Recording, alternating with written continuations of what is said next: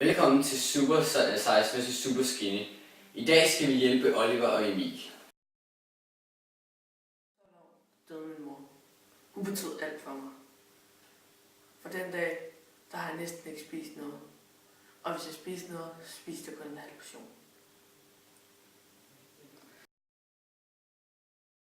Hele min barndom har jeg været overvægtig. Jeg har aldrig kunnet tage mig sammen til at tabe mig. Jeg ved godt, at hvis jeg ikke snart begynder at tabe mig, så kan jeg risikere at dø i en tidlig alder.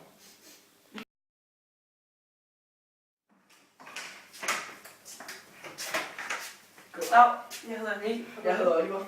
Ja. Ser du lidt større end mig? Du er lidt mindre. Ja. Au. Nå, men vi ses.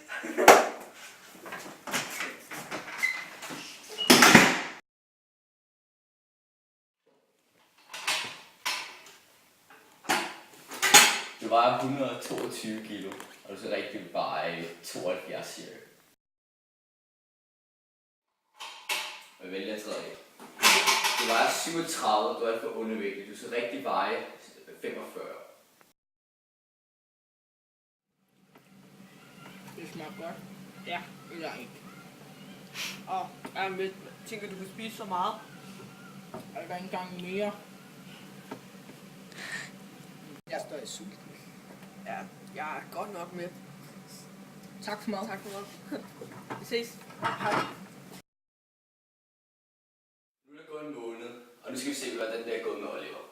Det er gået fint, og jeg har tabt mig en del, men der er stadig lang vej, og jeg skal nok nå det. Okay, og hvordan er det gået med dig? Ja, jeg synes, det er gået fint. Jeg har taget en lille smule på, men jeg har ikke rigtig haft sådan en start. Jeg synes, det er svært. Nu. Du må godt gå ned af den igen. Du har taget 3 kilo på, og det er ikke en god start. Okay. Du må godt stå op på vægten. Du må godt gå ned igen. Du har tabt 11 kilo, nu vejer du 111.